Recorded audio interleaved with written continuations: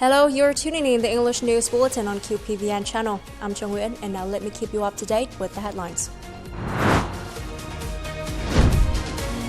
Activities of the Vietnam People's Army high-ranking political delegation in Laos. Vietnam and U.S. strengthen cooperation in addressing war aftermath. Phú Thọ revised brocade weaving craft of Hmong people. Let's kick off the bulletin with updates on the activities of the high-ranking political delegation of the Vietnam People's Army during the official visit to Laos. On August the 27th, Senior Lieutenant General Trịnh Văn Quyết, chairman of the General Political Department, met with Mr. Bunyang Volachit, former General Secretary and President of Laos. General Quyết conveyed greetings from Vietnamese party and state leaders and provided an update on the continued growth of defense cooperation between Vietnam and Laos. He highlighted the contributions of both countries' general political departments in enhancing bilateral relations, particularly in personnel training and fostering the enduring solidarity between the two armed forces. Mr. Bunyang Volachit expressed his pleasure at Vietnam's progress, especially in its military development, and called for further cooperation between the two countries' militaries. He also urged continued support from Vietnam in aiding Laos' development across various sectors, reinforcing the special bond and friendship between the two nations. Also, on August the 27th, Senior Lieutenant General Trịnh Văn Quyết and the delegation visited the Lao People's Army Political Theory School and the Lao Military Ethnic Cultural School. Accompanying the delegation was Lieutenant General Phay Anh, Vice Chairman of the General Political Department of the Lao People's Army. The Lao People's Army Political Theory School holds a particularly significant role, focusing on political education and retraining for senior military officers in Laos. The school conducts research and provides theoretical and scientific arguments that help strengthen the ideological front and absolute trust of the military in the leadership of the Lao People's Revolutionary Party, contributing to the defense and construction of a socialist Laos. Congratulating the school on its achievements, General Quyết expressed confidence that under the leadership of the Lao Ministry of Defense and the General Political Department of the Lao People's Army, the school will continue to innovate and improve the quality of education and training. He emphasized the school's importance as a core force in researching, summarizing theory, and applying the party's viewpoints and policies to enhance leadership and military, defense, and political tasks in the new context. He also reaffirmed that the General Political Department of the Vietnam People's Army welcomes further close and effective cooperation between the Lao People's Army Political Theory School and its Vietnamese counterparts, including the Political Academy and the Political Officer Training School. He expressed his hope that in the future, political academies and schools from both countries will strengthen exchanges and share experiences in conducting party and political work within the respective militaries. Earlier the same day, General Quyết and the delegation also visited the Lao Military Ethnic Cultural School. This school, a gift from Vietnam's Ministry of National Defense to its Lao counterpart, symbolizes the special relationship between the two militaries. The school is dedicated to training and nurturing the children of various ethnic groups across Laos, enabling them to contribute to the country's prosperity and development. Later the same day, Senior Lieutenant General Trịnh Văn Quyết worked with Star Telecom under the brand name Unitel, one of the symbols of defense cooperation between Vietnam and Laos. Attending the meeting were Senior Lieutenant General Vong Kham Phomakon, Deputy Minister of National Defense of Laos and Chairman of the Board of Directors of Star Telecom. General Quyết highly appreciated Star Telecom for its continuous efforts and achievements over the past 15 years. Currently, Star Telecom has become one of the leading telecommunications digital service companies in Laos, with modern telecommunications services covering the most remote areas, helping erase the gap between urban and rural areas, actively contributing to the overall development of the social economy in Laos, thus building prestige and firmly consolidating the trust of the government, military, and people of Laos. General Quyết requested the company's board of directors and all officers and employees to maintain the spirit of solidarity while taking care of personnel training and fostering human resources with high qualifications, strong political power, and capacity to research, apply, and master science and technology. The company was urged to take good care of the lives of its officers and staff to tap potential in human resources, creating a premise for sustainable growth and development. Defense cooperation between Vietnam and the U.S. has seen significant positive results. Vietnam prioritizes collaboration with the U.S. in settling war legacies, a priority for both nations. This was highlighted in a discussion on August 27th between Senior Lieutenant General Hoàng Xuân Chiến, Deputy Defense Minister of National Defense, and Mrs. Bonnie Jenkins, U.S. Under-Secretary of State.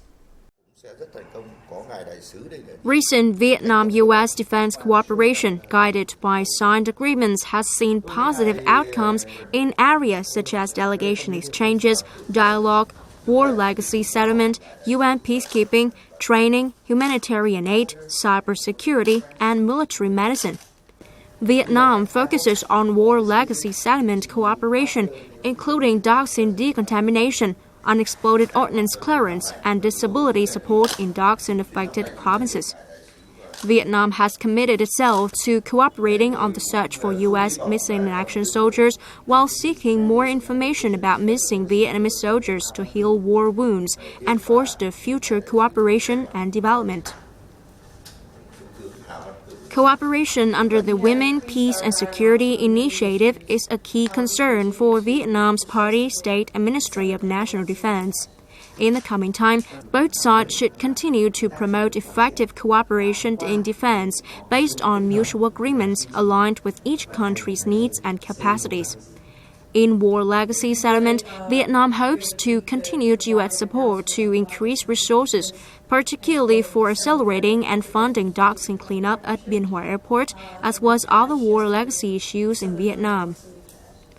Mrs. Jenkins praised the successful implementation of agreements and agreed to prioritize war legacy settlement in bilateral relations. The U.S. is committed to ongoing cooperation with Vietnam in addressing war legacies, including dioxin cleanup, unexploded ordnance clearance, support for Agent Orange victims, and the search and verification of Vietnamese soldiers' remains. She thanked Vietnam for its effective cooperation in searching for U.S. soldiers missing in action and confirmed that the U.S. will continue to enhance defense cooperation with Vietnam in line with established agreements and Vietnam's needs. Recently, Ship 18 of Brigade 171 Naval Region 2 departed for Exercise Kakadu 2024 in Australia. This is the first time a ship of the Vietnam People's Navy participating in this exercise in line with the framework of the Vietnam-Australia Comprehensive Strategic Partnership established in March 2024. The participation helps affirm the strength of the Vietnam People's Navy, demonstrating its sufficient capacity and qualifications to participate in multilateral activities in different sea areas. At the same time, it is expected to promote cooperation between the militaries as well as navies of the countries participating in the exercise for the sake of peace, stability, and development in the region and the world. For months, Brigade 171 had thoroughly prepared for Ship 18 to depart for Exercise Kakadu 2024 in Australia. As it is such a long-distance voyage for a long time under complicated wind and wave condition, the preparation in logistics and technical work had been meticulously made.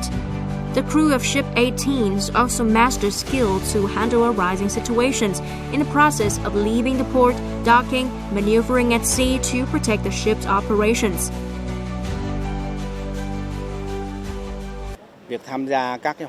By participating in the non-combat activities of this exercise, we can learn from experiences while organizing international events where there are a large number of navies of countries participating in. The trip is even more meaningful in the context that the defense cooperation between Vietnam and Australia enters its 25th year. Thousands of Vietnamese officers have been sent to high-quality training courses in Australia. Many officers who had the opportunity to study in Australia are excited to join the trip, which is expected to further strengthen the friendship and fruitful cooperation between the two sides. I think this is a really exciting development for the Australia and Vietnam military relationship. The fact that we have, for the first time, will be hosting a Vietnamese Navy ship in Australia is a very big event, for both sides, for both Australia and for Vietnam.